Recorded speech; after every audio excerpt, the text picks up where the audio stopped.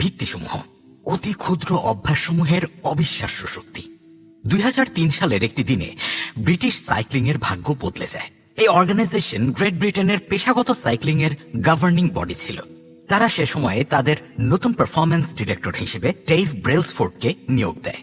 তার আগে 100 বছর পর্যন্ত ব্রিটেনের সাইক্লিং এর গড়পড়তা অবস্থা যাচ্ছিল। 1908 সাল পর্যন্ত গ্রেট ব্রিটেনের রাইডাররা অলিম্পিকে মাত্র একটা স্বর্ণপদক অর্জন করেছিল। ট্যুর ডে ফ্রান্সের মতো বিশাল রেসে তাদের পারফরম্যান্স আরো খারাপ ছিল। 110 বছরে কোনো ব্রিটিশ সাইক্লিস্ট এই ইভেন্ট জিততে পারেনি। আদতে তাদের পারফরম্যান্স এতটাই নিম্নমানের ছিল যে ইউরোপের বড় বড় সাইকেল ম্যানুফ্যাকচারার সমূহ ব্রিটিশ সাইক্লিস্টদের কাছে সাইকেল বিক্রি করতে চাইতো না, কারণ তারা ভয় করত যে ব্রিটিশ সাইক্লিস্টদের কাছে তাদের সাইকেল অন্যরা দেখলে কেউ তাদের সাইকেল কিনতে চাইবে না। ব্রেলসফোর্ডকে নিয়োগ দেওয়া হয়েছিল ব্রিটিশ সাইক্লিংকে নতুন দিশা দেখানোর আশায়। পূর্বের প্রশিক্ষকদের সাথে তার পার্থক্য ছিল যে সে প্রান্তীয় লাভসমূহের মাধ্যমে উন্নতি নামক কৌশলে বিশ্বাস করত। এই কৌশলের বিশেষত্ব হল প্রতিটা ক্ষেত্রে ক্ষুদ্র মাত্রায় উন্নতি আনা। অর্থাৎ ভালো সাইক্লিং করার জন্য যদি 100টা জিনিস জড়িত থাকে, তাহলে সেই 100টা জিনিসের প্রতিটিতে 1% করে উন্নতি ঘটাতে পারলে মোট উন্নতি হবে বিশাল। ব্রেলসফোর্ড ও তার সহকারীরা একটি পেশাগত সাইক্লিং টিমের জন্য প্রয়োজনীয় দিকগুলোর ছোট ছোট উন্নতি করতে শুরু করলো। সাইকেলের সিট মেরামত করতে শুরু করলো যেন তা আরো আরামদায়ক হয়। টায়ারে অ্যালকোহল লাগানো হলো যাতে ভালো গ্রিপ পাওয়া যায়। রাইডারদের বৈদ্যুতিক উপায়ে গরম থাকে এমন পোশাক পরিধান করার নির্দেশনা দিল যাতে পেশির তাপমাত্রা ঠিক থাকে, এবং রাইডারদের শরীরের ওপর প্রতিটা ব্যায়ামের প্রতিক্রিয়া জানার জন্য তাদের শরীরে বায়োফিডব্যাক সেন্সর লাগানো হলো।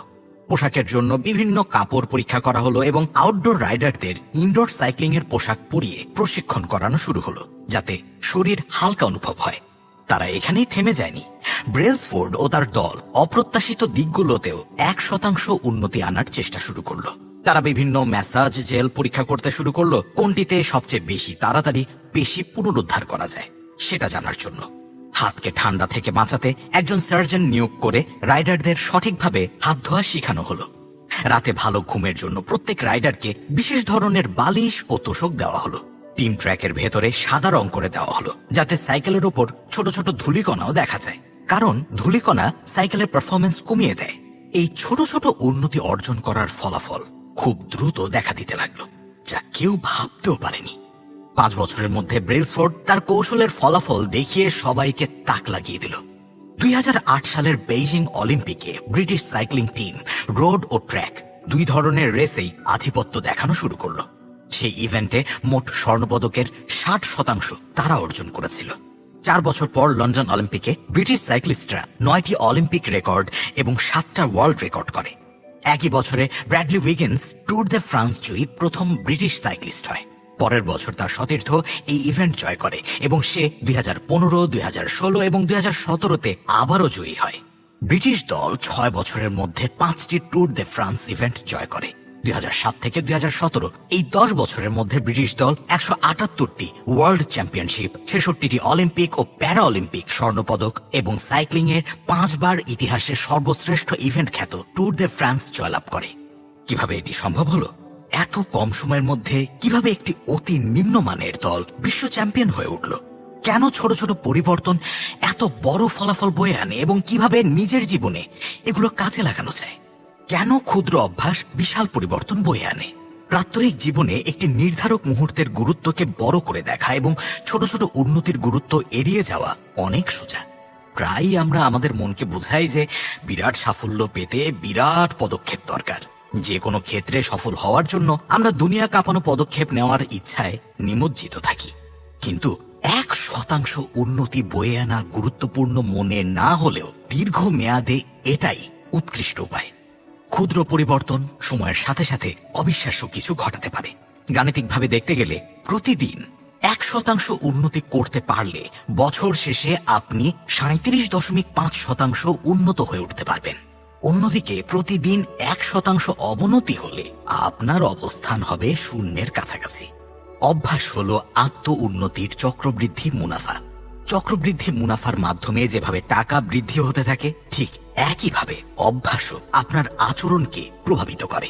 একদিনের হিসাব করলে এটা অনেক ছোট মনে হয়, কিন্তু মাস ও বছরের হিসাবে এসব ক্ষুদ্র পরিবর্তন অনেক বড় পার্থক্য গড়ে দিতে পারে। শুধু 2, 5 বা 10 বছরের চিন্তা করলেই ক্ষুদ্র ভালো বা খারাপ অভ্যাসের লাভ বা ক্ষতি উপলব্ধি করতে পারবেন। প্রাত্যহিক জীবনের এর হিসাব অনেক জটিল মনে হতে পারে, কারণ কম সময়ের মধ্যে পরিবর্তন টের পাওয়া যায় না। শুধু একদিন টাকা সঞ্চয় করলেই মিলিয়নিয়ার হতে পারবেন না। শুধু 3 দিন জিমে গেলেই বেশি বাড়বে না। আজকে রাতে 1 ঘন্টা ম্যান্ডারিন ভাষা পড়লেই পুরোপুরি ম্যান্ডারিন ভাষা শিখতে পারবেন না। আমরা ছোট কিছু পরিবর্তন করি ঠিকই, কিন্তু কম সময়ের মধ্যে কখনোই ভালো ফলাফল পাই না, এবং তাই আবার সেই আগের অবস্থায় ফিরে যাই। দুর্ভাগ্যবশত রূপান্তরের এই ধীর গতির কারণে খারাপ অভ্যাসে পিছলে যাওয়া অতি সহজ। শুধু আজকে একটু অস্বাস্থ্যকর খাবার খেলে ক্ষতি খুব একটা টের পাওয়া যাবে না। আজকে একটা দিন পরিবারকে বাদ দিয়ে রাত জেগে কাজ করলে তারা আপনাকে কিছুই বলবে না। শুধু একটা সিদ্ধান্ত এড়িয়ে যাওয়া সম্ভব, কিন্তু প্রতিদিন 1% ত্রুটি করতে থাকলে, বারবার ভুল সিদ্ধান্ত নিতে থাকলে, ছোট ছোট ভুল করতে থাকলে সব মিলিয়ে চক্রবৃদ্ধি হারে বিষাক্ত ফলাফলে পরিণত হয়। অনেকগুলো ভুলের সমাহার অবশেষে সমস্যা উৎপন্ন করে। অভ্যাস পরিবর্তনের প্রভাব একটা উড়োজাহাজের মাত্র কয়েক ডিগ্রি দিক ঘোরানোর সমান। ধরুন আপনি লস অ্যাঞ্জেলেস থেকে নিউ ইয়র্কে প্লেনে যাচ্ছেন। লাক্স থেকে উড়ানোর পর পাইলট দক্ষিণে শুধু 3.5 ডিগ্রি ঘুরিয়ে দিল। আপনি ওয়াশিংটনে পৌঁছে যাবেন। দেখেন, এত কম ডিগ্রির মোড় ঘোরানো টেক অফের সময় খেয়াল করা খুবই দুষ্কর, কিন্তু এই ফলাফল বড় হতে হতে প্লেন থেকে নামার সময় আপনি গন্তব্য থেকে কয়েকশো মাইল দূরে চলে যেতে পারেন। একইভাবে দৈনন্দিন অভ্যাসের অল্প একটু পরিবর্তন আপনার জীবনকে আলাদা গন্তব্যে নিয়ে যেতে পারে। মুহূর্তের পরিসরে 1% উন্নতি বা 1% অবনতি তুচ্ছ লাগতেই পারে, কিন্তু বড় সময়ের পরিসরে এই ছোট্ট সিদ্ধান্ত আপনার গন্তব্য পাল্টে দিতে পারে। সফলতা হলো দৈনন্দিন অভ্যাসের উৎপন্ন পণ্য। একটা কথা আছে, বর্তমানে আপনি কতটা সফল বা অসফল সেটা কোনো বিষয় না।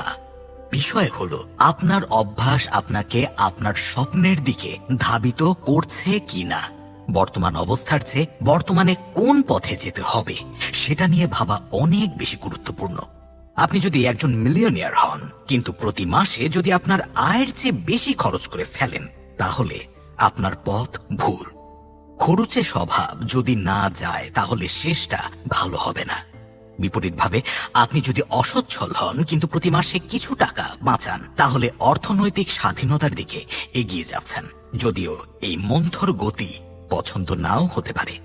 পরিণতি নিজস্ব অভ্যাসের সাপেক্ষ পরিমাপ, মোট সম্পদ অর্থনৈতিক স্বভাবের সাপেক্ষ পরিমাপ, আপনার ওজন খাদ্যাভ্যাসের সাপেক্ষ পরিমাপ, আপনার জ্ঞান শেখার অভ্যাসের সাপেক্ষ পরিমাপ, বিশৃঙ্খলা আপনার পরিষ্করণ স্বভাবের সাপেক্ষ পরিমাপ। সেটাই পাবেন যেটা বারবার করতে থাকবেন। জীবন কোথায় শেষ হবে পরিমাপ করতে চাইলে ক্ষুদ্র ক্ষুদ্র লাভ ও ক্ষতির বক্ররেখা অনুসরণ করুন। হিসাব করে দেখুন 10 বা 20 বছর পর কোথায় গিয়ে দাঁড়াবেন। আপনি কি প্রতি মাসে আয়ের চেয়ে ব্যয় কম করছেন? প্রতি সপ্তাহে নিয়মিত জিমে যাচ্ছেন? প্রতিদিন বই পড়ছেন কিংবা নতুন কিছু জানছেন? এরকম ক্ষুদ্র ক্ষুদ্র লড়াই ভবিষ্যৎ নির্ধারণ করে দেয়। সময় সফলতা ও ব্যর্থতার মধ্যে দূরত্ব বাড়িয়ে দিতে পারে। সময়কে যা দিবেন সেটাই গিলে নেবে। ভালো অভ্যাস সময়কে আপনার মিত্র বানিয়ে দেয়, খারাপ অভ্যাস সময়কে শত্রু বানিয়ে দেয়। অভ্যাস উভয় পাশে শান দেওয়া তলোয়ারের মতো। খারাপ অভ্যাস যেমন আপনাকে নিচে নামিয়ে দিতে পারে, ভালো অভ্যাস গড়ে উঠতে সাহায্য করতে পারে। এই কারণে এ সম্বন্ধে বিস্তারিত জ্ঞান প্রয়োজনীয়। অভ্যাস কিভাবে কাজ করে এবং অভ্যাসকে কিভাবে নিজের মতো করে গুছিয়ে নেওয়া যায় তা জানতে হবে, যাতে তলোয়ারের অপর পাশ থেকে রক্ষা পান। কোন ধরনের অগ্রগতি আসলেই ভালো? ধরুন আপনার সামনে টেবিলে এক টুকরো বরফ রাখা আছে। ঘর এতটাই ঠান্ডা যে নিজের নিঃশ্বাসটা পর্যন্ত পড়তে দেখা যাচ্ছে। এখন ঘরের তাপমাত্রা 25 ডিগ্রিতে রয়েছে। খুব ধীরে ধীরে ঘরের তাপমাত্রা বাড়তে শুরু করলো। 26 ডিগ্রি, 27 ডিগ্রি, সামনের বরফের টুকরো এখনো ওভাবেই আছে। 29 ডিগ্রি, 30 ডিগ্রি, 31 ডিগ্রি, এখনো কিছুই হচ্ছে না। তারপর 32 ডিগ্রি, বরফ গলতে শুরু করলো। আগের তাপমাত্রা বাড়ার কোনো প্রভাব চোখে না পড়লেও এই 1 ডিগ্রি বাড়ার ফলে যে পরিবর্তন হলো তার জন্য সবচেয়ে বেশি দায়ী সেটাই। নির্ধারক মুহূর্ত প্রায় পূর্বের অনেক পদক্ষেপের সমাহারের ফল, যেটা বড় পরিবর্তনের সম্ভাবনা সৃষ্টি করছিল। সব জায়গায় এই প্যাটার্ন লক্ষ্য করা যায়। ক্যান্সার তার অস্তিত্বকালের 80% সময় লুকিয়ে থাকে, তারপর হুট করে কয়েক মাসে পুরো শরীরকে গ্রাস করে নেয়। বাঁশের যখন জন্ম হয় 5 বছর লেগে যায় শিকড় মাটি থেকে বের হয়ে আসতে, তারপর মাত্র 6 মাসে 90 ফিট পর্যন্ত উপরে উঠে যায়। অনুরূপভাবে একটা জটিল পয়েন্ট পর্যন্ত অভ্যাসের কোনো প্রভাব দেখা যায় না, এবং তারপর হঠাৎ করেই পারফরমেন্সে নতুন মাত্রা দেখা যায়। অনুসন্ধান কার্যের প্রথম ও মধ্যের স্টেটে হতাশার পাহাড় দেখা যায়। আপনি যখন খুব তাড়াতাড়ি উন্নতি করতে চান এবং দেখেন যে প্রথম কয়েকদিন, সপ্তাহ বা মাসেও কিছু হচ্ছে না, তখন হতাশ হয়ে পড়েন। মনে হয় কিছুই হচ্ছে না। সকল চক্রবৃদ্ধি প্রক্রিয়ার নির্দেশক ছাপ এটাই। সবচেয়ে শক্তিশালী ফলাফল দেরিতে আসে। স্থায়ী অভ্যাস গড়ে তোলা কঠিন মূলত এই কারণেই। মানুষ ছোট কিছু পরিবর্তন করে স্পষ্ট ফল দেখতে পায় না, তাই থেমে যাওয়ার সিদ্ধান্ত নেয়। আপনার মনে হতে পারে, আমি তো গত 1 মাস ধরে প্রতিদিন দৌড়াচ্ছি, তাহলে শরীরে কোনো পরিবর্তন কেন আসছে না? একবার এই ধরনের চিন্তা মাথায় ভর করলে খুব সহজেই ভালো অভ্যাস ছাড়া হয়ে যেতে পারে। কিন্তু অর্থপূর্ণ পরিবর্তন বয়ে আনতে হলে এই মরুভূমি পার হতে হবে, যাকে আমি বলি সুপ্ত সম্ভাবনার মরুভূমি। যদি ভালো অভ্যাস গড়ে তোলা বা খারাপ অভ্যাস ছেড়ে দেওয়া কঠিন মনে হয়, তাহলে এর কারণ সক্ষমতার অভাব নয়। এর কারণ হতে পারে আপনি এখনো সুপ্ত সম্ভাবনার মরুভূমি পার হতে পারেননি। সফলতা না অর্জনের দোষ নিয়ে অভিযোগ না করে কঠোর পরিশ্রম কেন করেননি তা নিয়ে নিজের ওপর অভিযোগ করুন। আপনার পরিশ্রম বৃথা যায়নি, বরং সংরক্ষিত হয়েছে। সকল ফলাফল পাবেন বরফ গলার সেই 32 ডিগ্রিতে গিয়ে। যখন আপনি সুপ্ত সম্ভাবনার মরুভূমি পার হবেন, তখন এটা হবে রাতারাতি সাফল্য। মানুষ বলতে এটা রাতারাতি সাফল্য। বাইরের দুনিয়া শুধু নাটকীয় ইভেন্টগুলো সচক্ষে দেখে, পেছনের প্রক্রিয়াটা দেখে না। কিন্তু আপনি জানেন আপনার সফলতার শুরু হয়েছিল অনেক আগে থেকেই, এবং তার ফলেই এই জাম্প দেওয়া সম্ভব হয়েছে। এটাকে ভূতাত্ত্বিক চাপের সাথে তুলনা করা যেতে পারে। দুইটা টেকটনিক প্লেট মিলিয়নের পর মিলিয়ন বছর ধরে একে অপরের ওপর চাপ তৈরি করতে থাকে। তারপর একদিন তারা আবার ধাক্কাধাক্কি শুরু করে আগের বছরগুলোর মতো করেই, কিন্তু চাপ ধীরে ধীরে বাড়তে বাড়তে অনেক বড় হয়ে গিয়েছে ততদিনে, এবং তারপর ভূমিকম্প সৃষ্টি হয়। পরিবর্তন আসতে বছরের পর বছর লেগে যেতে পারে, তারপর সব একসাথে ঘটে যায়। আয়ত্তের জন্য ধৈর্য দরকার। এনবিএর ইতিহাসের অন্যতম সফল দল জ্যাকব রেই নামের একজন সমাজ পুনর্গঠকের লকার রুমে ঝুলে থাকা উদ্ধৃতি অনুসরণ করে, যেখানে লেখা ছিল, যখন মনে হয় সবকিছু থমকে গেছে, আমি একজন পাথর ভাঙা মজুরের দিকে তাকাই, তাকে পাথর ভাঙতে দেখি। সম্ভবত 100 বার হ্যামার আঘাত করার পরেও কোনো ফাটল চোখে পড়ে না, কিন্তু 101তম আঘাতে পাথর ভেঙে টুকরো টুকরো হয়ে যায়। আমি জানি শুধুমাত্র শেষের আঘাতের কারণেই পাথর ভাঙেনি, বরং মোট 101টা আঘাতে ভেঙেছে। সব বড় জিনিসই ছোট ছোট জিনিস থেকে শুরু হয়। প্রতিটা অভ্যাসের বীজ একটা ছোট সিদ্ধান্ত, কিন্তু সেই সিদ্ধান্তের বারবার প্রয়োগের ফলে একটা অভ্যাস অঙ্কুরিত হয় এবং শক্তিশালী হয়ে ওঠে। শেকড় নিজেদের সুরক্ষিত করে নেয় এবং শাখা প্রশাখা বের হওয়া শুরু করে। খারাপ অভ্যাস ছাড়া একটা শক্তিশালী গাছ উপড়ে ফেলার সমান, এবং ভালো অভ্যাস তৈরি করা প্রতিদিন একটা একটা করে সুন্দর ফুল চাষ করার মতো। কিন্তু আমরা একটি ভালো অভ্যাস টিকিয়ে রাখতে পারবো কিনা, নাকি সুপ্ত সম্ভাবনার মরুভূমিতে হারিয়ে যাব, সেটা নির্ধারণ করে কোন জিনিস? কি সেই জিনিস যা একজনকে অনিচ্ছাকৃত অভ্যাসের দিকে ঠেলে দেয় এবং অন্যজনকে ভালো অভ্যাসের চক্রবৃদ্ধি প্রভাবের আনন্দ দেয়? লক্ষ্য নিয়ে চিন্তা করা ছাড়ুন, সিস্টেমে ফোকাস করুন। প্রথাগত বিদ্যা দাবি করে জীবনে যা চাই তা পাওয়ার সেরা উপায় হলো লক্ষ্য ঠিক করা। অনেক বছর ধরে আমিও সে অনুযায়ী অভ্যাস তটস্থ করেছি। প্রতিটা অভ্যাসই ছিল এক একটা লক্ষ্যের জন্য নির্ধারিত। স্কুলে ভালো রেজাল্ট করার জন্য লক্ষ্য ঠিক করেছিলাম, ওজন ঠিক রাখার জন্য জিমে যেতাম, লাভের জন্য ব্যবসা করতে চাইতাম। কিছু ক্ষেত্রে সফল হয়েছিলাম, কিন্তু বেশিরভাগ ক্ষেত্রে কোনো কাজ হয়নি। অবশেষে বুঝতে পারলাম ফলাফল লক্ষ্যের সাথে অল্প কিছু মাত্রায় জড়িত, বরং প্রায় সবকিছুতেই সিস্টেম ঠিক করার জন্য কাজ করা অনেক বেশি গুরুত্বপূর্ণ। তাহলে সিস্টেম ও লক্ষ্যের মধ্যে পার্থক্য কি? কার্টুন শিল্পী ও ডিলবার্ট কমিক স্কট অ্যাডামসের কাছ থেকে আমি এদের ভিন্নতা বুঝতে পারি। লক্ষ্য হলো একটি ফলাফল যা আপনি অর্জন করতে চান। সিস্টেম হলো সেই পথ যা আপনাকে ফলাফলের দিকে নিয়ে যাবে। আপনি যদি একজন কোচ হন, তাহলে আপনার লক্ষ্য হবে চ্যাম্পিয়নশিপ জয় করা। আপনার সিস্টেম হবে কিসের ভিত্তিতে প্লেয়ার বাছাই করবেন, সহকারী কোচদের ম্যানেজ করবেন এবং কিভাবে প্রশিক্ষণ দিবেন। আপনি যদি একজন উদ্যোক্তা হন, তাহলে আপনার লক্ষ্য হতে পারে $1 মিলিয়ন ব্যবসা দাঁড় করানো। সিস্টেম হবে কিভাবে পণ্য তৈরি করবেন, কিভাবে কর্মচারী নিয়োগ দিবেন এবং কিভাবে মার্কেটিং করবেন। আপনি যদি একজন মিউজিশিয়ান হন, তাহলে আপনার লক্ষ্য হতে পারে নতুন সঙ্গীত বের করা। সিস্টেম হবে কতক্ষণ প্র্যাকটিস করবেন, কঠিন পরিমাপসমূহ কিভাবে মোকাবেলা করবেন এবং কিভাবে নির্দেশক থেকে ফিডব্যাক নেবেন। এখন মজার প্রশ্ন হলো, আপনি যদি সম্পূর্ণভাবে লক্ষ্যকে উপেক্ষা করেন এবং শুধু সিস্টেমের উপর ফোকাস করেন, তাহলে আপনি কি সফল হতে পারবেন? যেমন আপনি যদি একজন বাস্কেটবল কোচ হতেন এবং চ্যাম্পিয়নশিপ জেতার কথা মাথায় না নিয়ে শুধু টিমের অনুশীলনের উপর কড়া নজরদারি করতেন, তাহলে কি আশানুরূপ ফল পাবেন? আমার মনে হয় পাবেন। যে কোনো খেলায় লক্ষ্য থাকে ভালো স্কোর করা, কিন্তু গোটা খেলায় শুধু স্কোর বোর্ডের দিকে তাকিয়ে থাকা জঘন্য বিষয়। আসলে জেতার একমাত্র উপায় হলো প্রতিদিন উন্নতি করা। 3 বার সুপার বোল জয়ী বিল ওয়ালশের কথায়, স্কোর নিজেই নিজের খেয়াল রাখে। জীবনের অন্যান্য ক্ষেত্রে এই কথা সত্য। ভালো ফলাফল পেতে চাইলে লক্ষ্য ঠিক করা ভুলে যান, তার পরিবর্তে নিজের সিস্টেমে ফোকাস করুন। কিন্তু এই কথার মানে কি? লক্ষ্য কি একদমই বেকার? অবশ্যই না।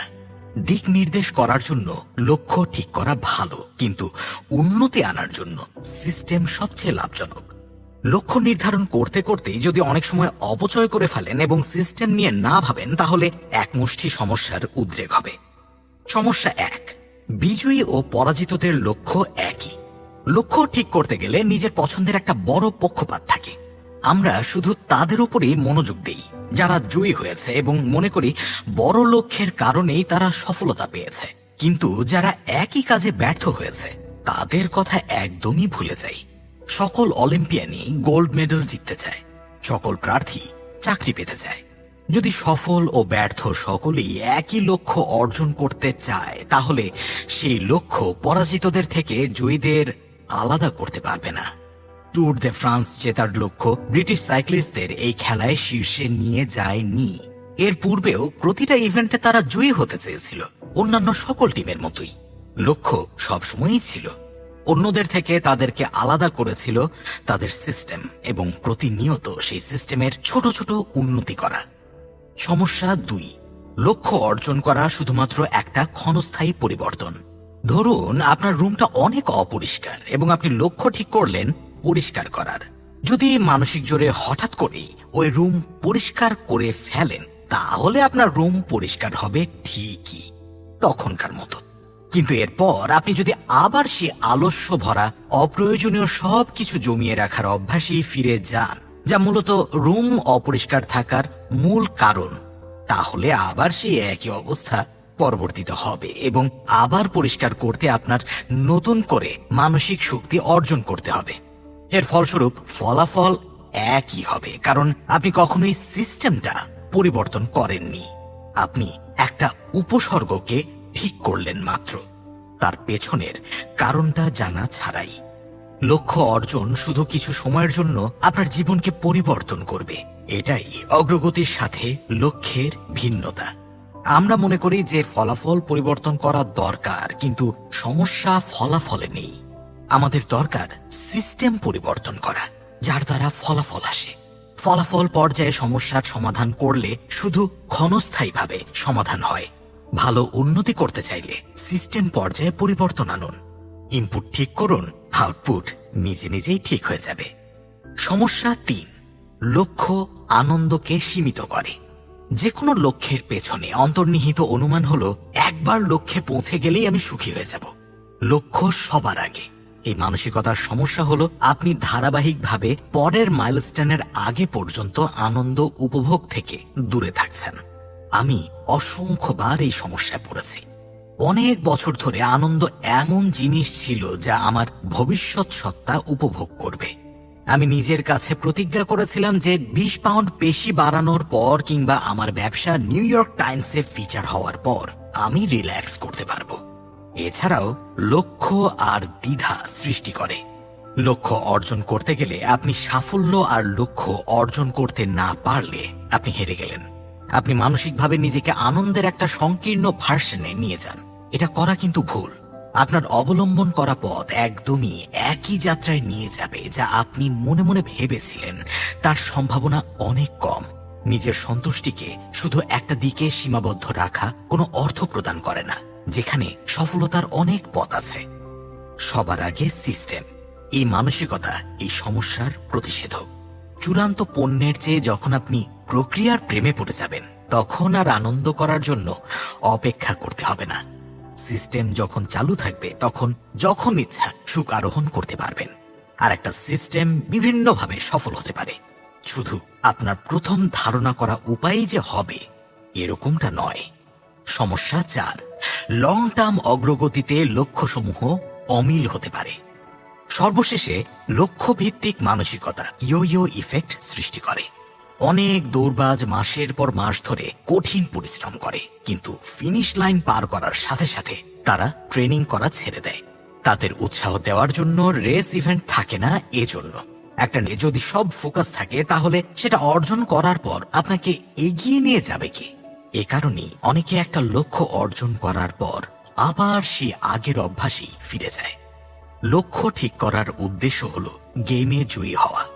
সিস্টেম তৈরি করার উদ্দেশ্য হলো গেম চালিয়ে যাওয়া। আসল লং টার্ম চিন্তা ভাবনা হলো লক্ষ্যহীন চিন্তা করা। একটা একক অর্জন মানেই সবকিছু নয়। এটা হলো পরিশোধন ও ধারাবাহিক অগ্রগতির অসীম চক্র। শেষ পর্যন্ত এটাই হওয়া উচিত প্রক্রিয়ার কাছে আপনার প্রতিজ্ঞা, যা আপনার উন্নতি নির্ধারণ করে দেবে। ক্ষুদ্র অভ্যাসের একটা সিস্টেম। যদি অভ্যাস পরিবর্তনের সমস্যার মোকাবেলা করেন, তাহলে সমস্যা আপনার নয়, সমস্যা হলো আপনার সিস্টেমে।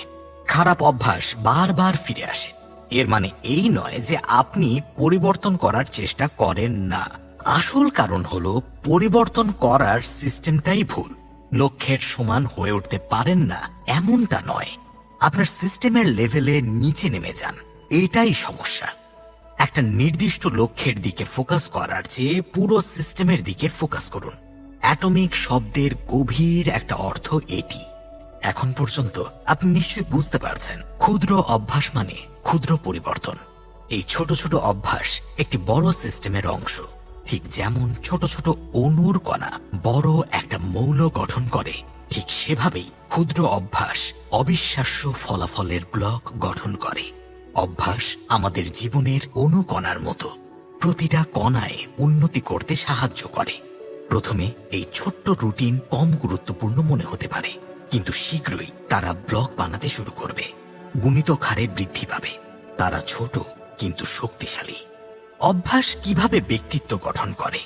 খারাপ অভ্যাসের পুনরাবৃত্তি করা এত সহজ কেন, আর ভালো অভ্যাস গঠন করা এত কঠিন কেন? দৈনন্দিন অভ্যাস গঠনের চেয়ে গুরুত্বপূর্ণ জিনিস অতি অল্প সংখ্যক, কিন্তু আপনি আবারও এদিকে খেয়াল না দিয়ে আগের জায়গাতেই ফিরে যাবেন এর সম্ভাবনাটাই বেশি। চেষ্টা ও উৎসাহ থাকা সত্ত্বেও ভালো অভ্যাস বেশি দিন ধরে রাখা কষ্টসাধ্য। ব্যায়াম, ধ্যান, খবর পড়া বা রান্না করা 2-1 দিনের জন্য করতে ভালো লাগে, তারপর ঝামেলা লাগে। যাই হোক, অভ্যাস একবার প্রতিষ্ঠা হয়ে গেলে তা সারা জীবন থেকে যায়। অনেক ইচ্ছা থাকা সত্ত্বেও ভাজা পোড়া খাবার খাওয়া, বেশি টেলিভিশন দেখা, গড়িমসি ও ধূমপানের মতো খারাপ অভ্যাস ছাড়া দুঃসাধ্য মনে হয়। অভ্যাস পরিবর্তন করা মূলত দুইটা কারণে কঠিন। এক, আমরা ভুল জিনিস পরিবর্তন করতে যাই, এবং দুই, ভুল পন্থায় পরিবর্তন করার চেষ্টা করি। এই অধ্যায়ে আমি প্রথমটা নিয়ে আলোচনা করব এবং পরের অধ্যায়ে 2 নাম্বারটা নিয়ে আলোচনা করব। প্রথম ভুল হলো ভুল জিনিস পরিবর্তন করার চেষ্টা। যা বলছি তা বোঝার জন্য পরিবর্তনের 3টা স্তর নিয়ে চিন্তা করতে হবে, অনেকটা পেঁয়াজের লেয়ারের মতো। অভ্যাস পরিবর্তনের 3টা স্তর। প্রথম স্তর হলো ফলাফল। এই ফলাফলের দিকে বেশি নজর দেয়। লক্ষ্য এই স্তরের মূল ভিত্তি। দ্বিতীয় স্তর হলো প্রক্রিয়া। এই স্তর সিস্টেমের দিকে বেশি নজর দেয়। অভ্যাস গঠন এই স্তরের ভিত্তি। তৃতীয় স্তর হলো নিজের ব্যক্তিত্ব পরিবর্তন করা। এই স্তর আদর্শের দিকে বেশি নজর দেয়। বেশিরভাগ আদর্শ, অনুমান ও পক্ষপাতিত্ব এই স্তরের ভিত্তি। ফলাফল হলো সর্বশেষ পরিণতি। প্রক্রিয়া হলো পথ। ব্যক্তিত্ব হলো নিজের বিশ্বাসসমূহ। অভ্যাস তৈরির প্রধান বিষয় হলো আপনি যে স্তরেই থাকুন না কেন সব সময় 1% উন্নতি করার চেষ্টা করবেন। পরিবর্তনের সকল স্তর এক এক দিক থেকে প্রয়োজনীয়। সমস্যা হলো পরিবর্তনের দিক। বেশিরভাগ মানুষ অর্জনের কথা ভেবে অভ্যাস পরিবর্তন করা শুরু করে, যেটা তাদের ফলাফল ভিত্তিক অভ্যাসের দিকে ধাবিত করে। এর বিকল্প হলো ব্যক্তিত্ব ভিত্তিক অভ্যাস গড়ে তোলা, যার ফলে আমরা নিজেদের গড়ে তুলতে সক্ষম হব। কল্পনা করুন, 2 জন মানুষ ধূমপান ছাড়তে চেষ্টা করছে। যখন একজন সিগারেট অফার করে, প্রথমজন বলে, না ধন্যবাদ, আমি ছাড়ার চেষ্টা করছি। এই উত্তর ভালো মনে হতে পারে, কিন্তু মনে মনে সে এখনো একজন ধূমপায়ী যে অন্য কেউ হয়ে ওঠার চেষ্টা করছে। সে মনে করে আচরণ পরিবর্তন করতে হবে, কিন্তু ব্যক্তিত্ব আগেরটাই ধারণ করে। দ্বিতীয় ব্যক্তি বলল, না ধন্যবাদ, আমি ধূমপান করি না। উত্তরের পার্থক্য অনেক কম, কিন্তু এই উত্তর ব্যক্তিত্বের পরিবর্তনকে নির্দেশ করে। ধূমপান তার অতীত জীবনের অংশ ছিল, বর্তমান জীবনের না। অগ্রগতির কথা উঠলে অনেকে ব্যক্তিত্বের পরিবর্তনকে আমলে নেয় না। তারা শুধু লক্ষ্য ঠিক করে এবং সে অনুযায়ী পদক্ষেপ নিতে চায়, কিন্তু আদর্শ যা পদক্ষেপকে পরিচালনা করবে তার কথা একবারও ভাবে না। প্রতিটা পদক্ষেপের পেছনে একটা আদর্শের সিস্টেম আছে। যেসব আচরণ নিজের আদর্শের বিপরীত তা ক্ষণস্থায়ী হয়। আসল আচরণ পরিবর্তন হলো ব্যক্তিত্বের পরিবর্তন। পরিবর্তন ক্ষণস্থায়ী যতক্ষণ না সেগুলো আপনার অংশ হয়ে উঠছে। বই পড়া উদ্দেশ্য না, পড়ুয়া হয়ে ওঠা উদ্দেশ্য। ম্যারাথনে দৌড়ানো উদ্দেশ্য না, দৌড়বাজ হয়ে ওঠা উদ্দেশ্য। একটা বাদ্যযন্ত্র শেখা উদ্দেশ্য না, উদ্দেশ্য হলো মিউজিশিয়ান হয়ে ওঠা। ব্যক্তিত্ব পরিবর্তনের 2 ধাপের পদ্ধতি। 2টি ধাপ হলো, 1, যে ধরনের মানুষ হয়ে উঠতে চান তা নির্ধারণ করুন। 2, ছোট ছোট জয় দিয়ে প্রমাণ করে দেখান। প্রথমে নির্ধারণ করুন আপনি কেমন মানুষ হতে চান। তারপর সেই অনুযায়ী কাজ করুন এবং সেই ব্যক্তির মতো কিছু জয় করে দেখান।